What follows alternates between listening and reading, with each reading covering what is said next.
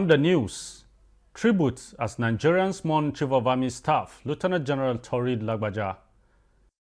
Plus, House institutes probe into utilization of $2 billion renewable energy grants. We are not after any individual or particular agencies, but they must come to answer to the Parliament. Good evening and many thanks for joining us on Parliamentary News. I am Abubakar Galadima. Just to let you know, you can watch this and other news bulletin on our social media handles showing on your screen. We begin the news with a rather sad note as President Bola Ahmed Tinubu has announced the passing of Lieutenant General Taurid Abiodun Lagbaja, Chief of Army Staff, at age 56. A statement by the Special Advisor to the President, Information and Strategy, Bayo Onanuga, says he passed away on Tuesday night in Lagos after a period of illness. Born on February 28, 1968, Lieutenant General Lagbaja was appointed Chief of Army Staff on June 19, 2023 by President Tinubu. His distinguished military career began when he enrolled in the Nigerian Defense Academy in 1987. On September 19, 1992, he was commissioned as the second lieutenant in the Nigerian Infantry Corps as a member of the 39th Regular Corps. Through his service, Lieutenant General Lagbaja demonstrated exceptional leadership and commitment, serving as a platoon commander in the 93 Battalion and the 72nd Special Forces Battalion. He played a pivotal role in numerous international security operations, including Operation Zaki in Benue State, Lafia Dole in Borno, Odoka in southeast Nigeria, and Operation Forest Sanity across Kaduna and Niger states. An alumnus of the prestigious U.S. Army War College, he earned a master's degree in strategic studies, demonstrating his dedication to professional growth and excellence in military leadership. Lieutenant General Lagbaja is survived by his beloved wife, Maria, and their 2 children. President Tinubu expresses his heartfelt condolences to the family and the Nigerian Armed Forces during this difficult time. He wishes Lieutenant General Lagbaja eternal peace and honors his significant contributions to the nation. Speaker of the House of Representatives Tajuddin Abbas has expressed shock over the demise of the Chief of Army Staff, Lieutenant General Taurid Lagbaja, describing it as a huge loss to the armed forces and Nigeria as a country. Speaker Abbas, while describing Lieutenant General Lagbaja as a gallant military officer, noted that the late Chief of Army Staff recorded modest achievements in the short period he served. The Speaker recalled how Lieutenant General Lagbaja went around military bases across the country, especially in the northeast and northwest, to motivate soldiers at the battlefield. The Speaker, Abbas said, exemplified Lieutenant General Lagbaja's dogged spirit and determination to make the country safe for all. The Speaker commiserates with President Bola Tinubu as the Commander-in-Chief of the Armed Forces, the Nigerian Armed Forces, the Lagbaja family, as well as the governments and people of Osun State over the loss, while praying for the repose of the soul of the late Chief of Army Staff. The Nigerian Education Loan Fund has in the last 6 months disbursed about 11 billion naira to 90,000 students across the country to enable them access higher education. This came to light when the Senate Committee on Tertiary Education and TED Fund went on oversight to NELFund National Assembly correspondent Lami Ali reports. The Nigeria Education Loan Fund is an intervention by the federal government to assist indigent students with loans to access higher education. During the oversight visit, NELFund's managing director explained to the committee that 96 billion naira has been committed to the initiative. Out of this amount, 11 billion has been disbursed so far for fees and stipends. So one of the reasons for short life expectancy here is the pressure on parents, the pressure to pay fees.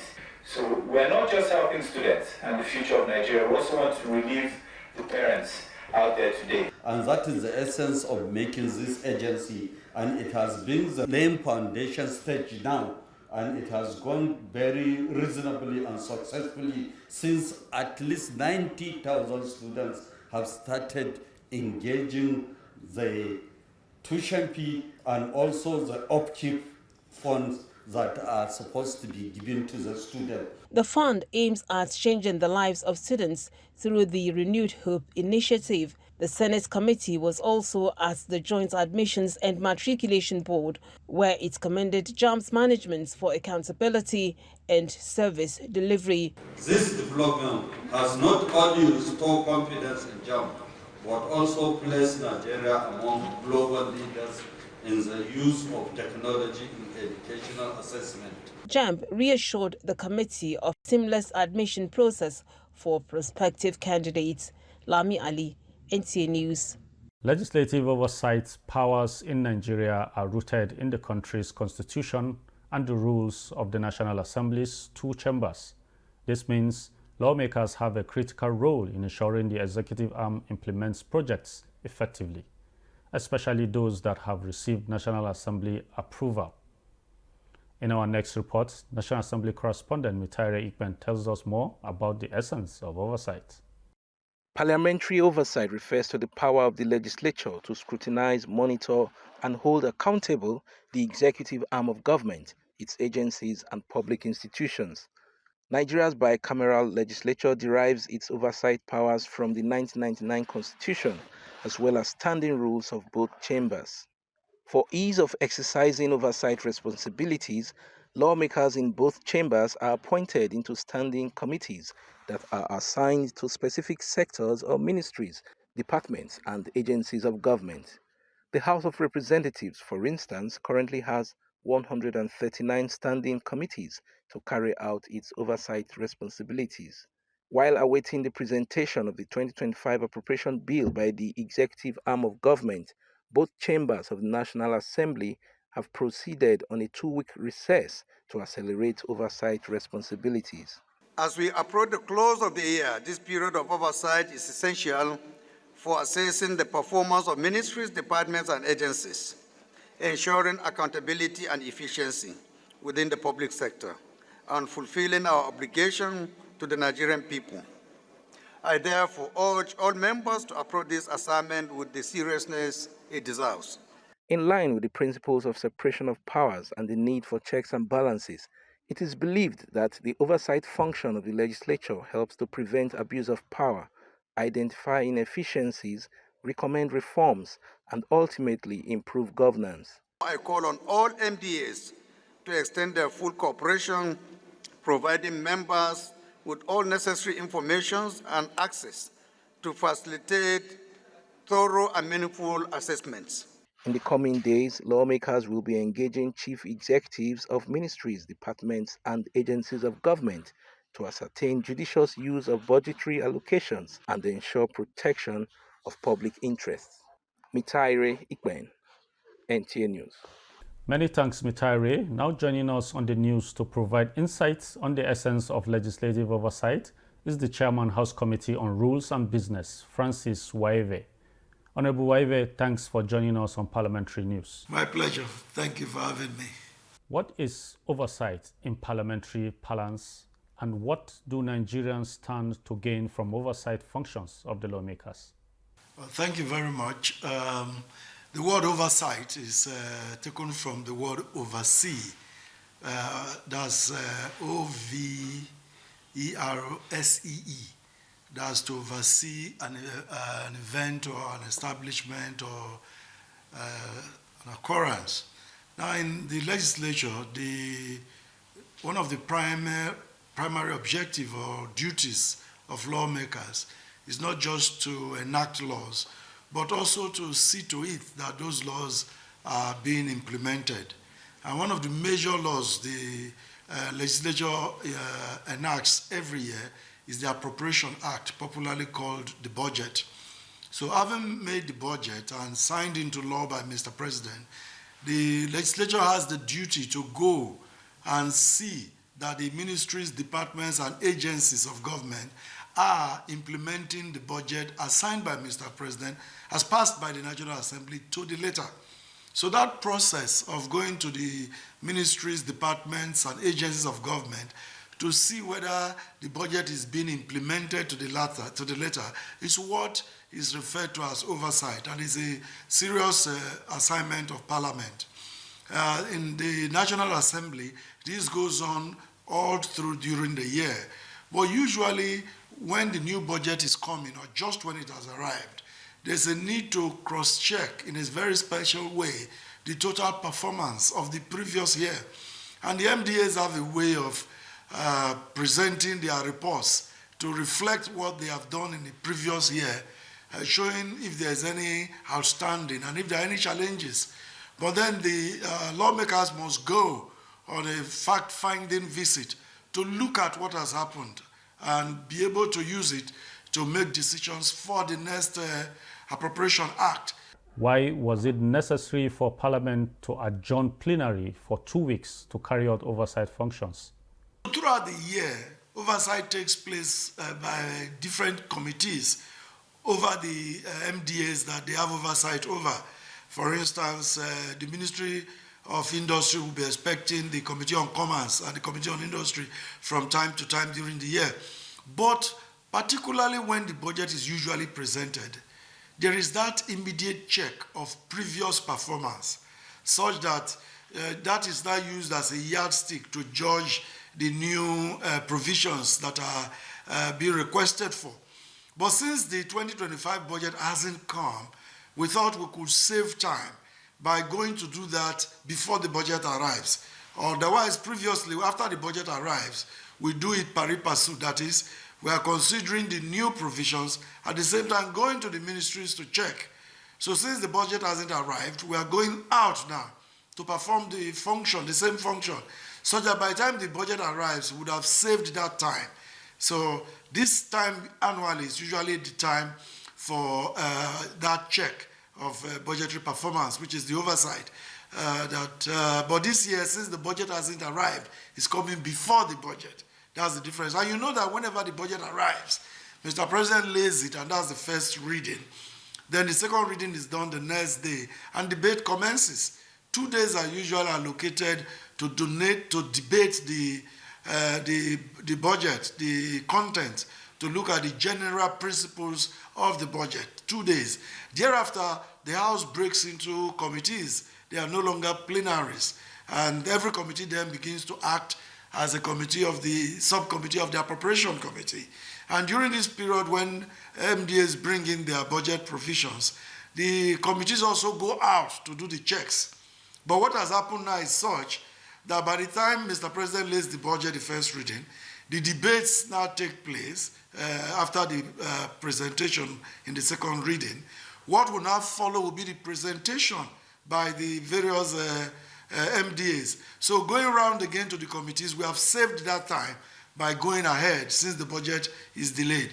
Over time, would you say legislative oversight has helped MDAs to comply with the principles of the Appropriation Act, or we still have defaulters? Yeah, on a general scale, we'll say that oversight carried out over MDAs have been effective, except that there have been exceptions, like there are exceptions to every rule. Those infractions have been noted from time to time, and they are brought to the attention of the executive. The challenge is that the legislature has no powers to implement their findings and recommendations. The legislature might recommend, for instance, that a particular MDA should be sanctioned because of what was observed at during oversight visits. The person to do this sanction is the executive. The worst the legislature can do is that the new provisions, the legislature can slash them. The legislature can decide not to approve them, except, of course, for personnel and serious emergency cases. You know, but there have been cases where the capital provisions for some ministries, departments, and agencies were not approved, and they had to run a scatter to do the needful in terms of making sure they comply with the outgoing budget law, the Appropriation Act. And to that extent, when they have complied, their new provisions, they are now allowed to assess such. Such has happened before in the past and continue to happen. The challenge is that the executive has the duty to carry out those sanctions, so it becomes difficult. But as our democracy begins to mature, the legislature will continue to devise means other than refusing to approve the provisions for the next year. We will continue to develop ways and means to sanction MDAs. Thank you, Honorable Waive, for your insights and for coming on Parliamentary News. Thank you for having me. We shall go on a short break now and return with more stories. Stay with us. Are you looking for a short channel to make your business, goods and services go viral? Look no further, as NTA Parliament is your short channel. Take advantage of our wider reach and advertise your products and services on NTA Parliament DSTV channel 370, GoTV channel 126, StarTimes channel 306, and Free TV channel 706. For more inquiries, contact the Marketing Department, NTA Parliament, NTA Headquarters Area 11 Garki Abuja, or call these numbers 080-383-40464 or 080-770-78055. NTA Parliament, strengthening Nigeria's democracy. The Minister of Solid Minerals Development, Dele Alake, has unveiled plans to reposition and sanitize the mining sector through the introduction of new order that will protect domestic mining companies, check activities of illegal miners, and improve revenue generation to the government. The minister stated this when the Senate Committee on Solid Minerals visits the ministry to appraise the 2023 and 2024 budget implementation. National Assembly correspondent Isa Muhammad reports. Reiterating President Ahmed Bola Tinubu administration's commitment to economic recovery, the minister said long-term plans are underway to reposition the mining sector and diversify the economy. That every single staff in this ministry is poised to work harder, to achieve more, and to raise the revenue accruing from the solid mineral sector to become one of the most significant contributors to our GDP. The commitment of the committee to work with you so that we can, as a team, drive the sector. Nigeria is so hugely endowed, and we have no excuses not to maximize the advantage that this sector presents. The committee also engaged on a similar visit to the Nigerian Mining Cadastral Office and that of Solid Minerals Development Fund to appraise budget performance. We want to discourage people coming. You are supposed to submit your application for renewal 3 months, not later than 3 months. They decided to put that penalty so that it would discourage people from coming late to submit application. Regional development through solid minerals in regions will mitigate against migration from those areas if we can create jobs. Creating infrastructure to support the minerals we have in those rural areas will create shared prosperity, unlike in oil and gas, where if you build a pipeline, it will only carry oil. Committee members applauded budget performances of the two agencies, assuring them of quality legislation and collaboration in the interest of the nation. From the Ministry of Solid Minerals Development, Isa Muhammad, NTA News. The Senate Committee on Solid Minerals says it will continue engaging key players in the mining sector to unravel the remote and immediate cause of minefield collapse in Shiroro local government area of Niger State. The chairman of the committee, Ekong Samson, stated this at the Government House, Mina, during an assessment visit to the state. National Assembly correspondent Isa Muhammad reports. The recent minefield collapse in Shiroro, during which workers lost their lives, was brought to the attention of the Senate through a motion from Senator Sani Musa, leading to a resolution to investigate the incidents. The committee expressed sympathy over the tragedy with an assurance to uncover the line of thought for appropriate action. Accept our sympathies. What happened was breathtaking. A number of lives were lost, and some issues were raised about mining safety in Nigeria, the safeguards being put in place. And as a Senate, we became even more determined to put in measure such safeguards that will prevent a reoccurrence. any mining exploration that will take place without adequate safety and health and hazardous standards in order to curb such incidents, any leader will be very, very interested to seeing that he hold that area carefully. Niger State Governor Muhammad Umaru Bago says his administration insists on responsible mining practice for sustainable operations and well-being of the citizenry. Artisanal mining has cost us a lot of lives. It has cost us lots of properties. It has encouraged a lot of banditry and insecurity. Companies, for instance, who would be given permission to do mining in communities will have to understand that there are post-mining effects. These are some of the initiatives in the new law we are about to pass. The committee reassured that its report will capture all concerns to ensure that mining activities in Nigeria are standardized and in the interest of host communities and the government. From Mina, Niger State, Issa Muhammad, NTA News.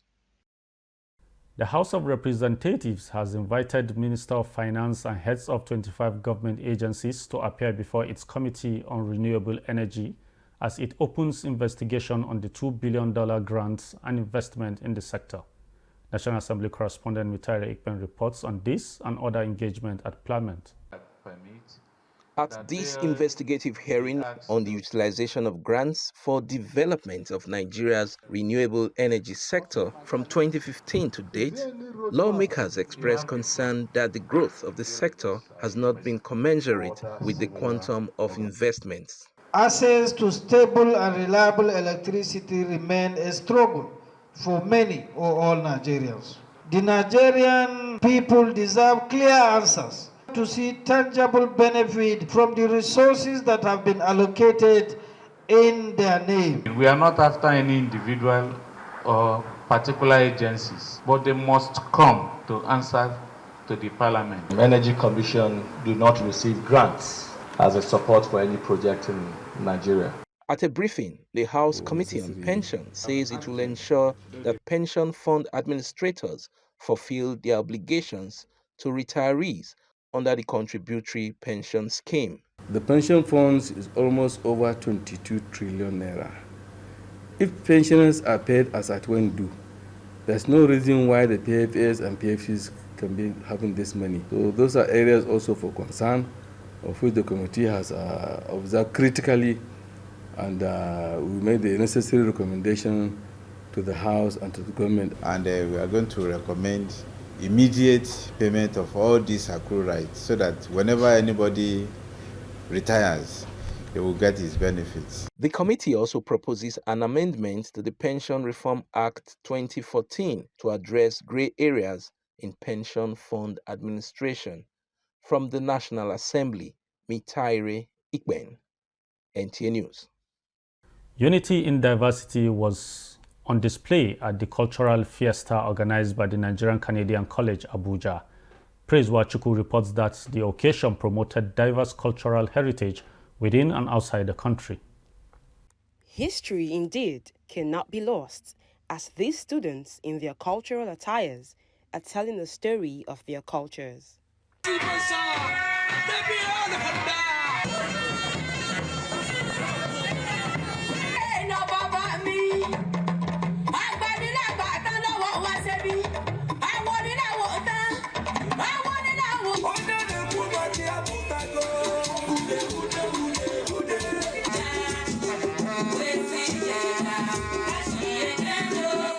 Their various displays reawaken customs and traditions amongst different tribes, ethnic groups, and backgrounds, such as marital rights, cuisines, and attires. For the Nigerian Canadian College, the event encourages bonding amongst the students to understand where they have come from and cultural traits. We are not only doing this to bring just the parents together. We are imbibing in the students to have this mind of oneness, to go out there and embrace all culture, religion, and whichever aspects they find themselves tomorrow, having not to discriminate. Parents could not hide their joy seeing the awards showcase national and international cultures. It's also good to remind our children where we are coming from and the languages, the food. We have to understand our origins. I think it will also help in nation building too for the children. For my own children, they really don't know much about other cultures. So they look forward to these kind of days so that they can learn one or two things from other cultures, like the Tiv culture that was displayed today, like the Hausa cultures. I just think it's something that every school should do every year. I've learned about a lot of cultures, and it has inspired me about to test more food from other cultures. As we go more into our culture every year, it makes us understand our past so we can be better in our present. Culturally, we teach not just children but also adults what they have missed before. It is hoped that the memories of the communal bond and love amongst the students will linger for years to come. In Abuja, Praise Nwachukwu, NTA News. On that note, we come to the end of NTA Parliament News. Remember, you can watch this and other bulletins as well as programs on our social media handles showing on your screen. I am Abubakar Galadima. Thanks for watching and enjoy the rest of the evening.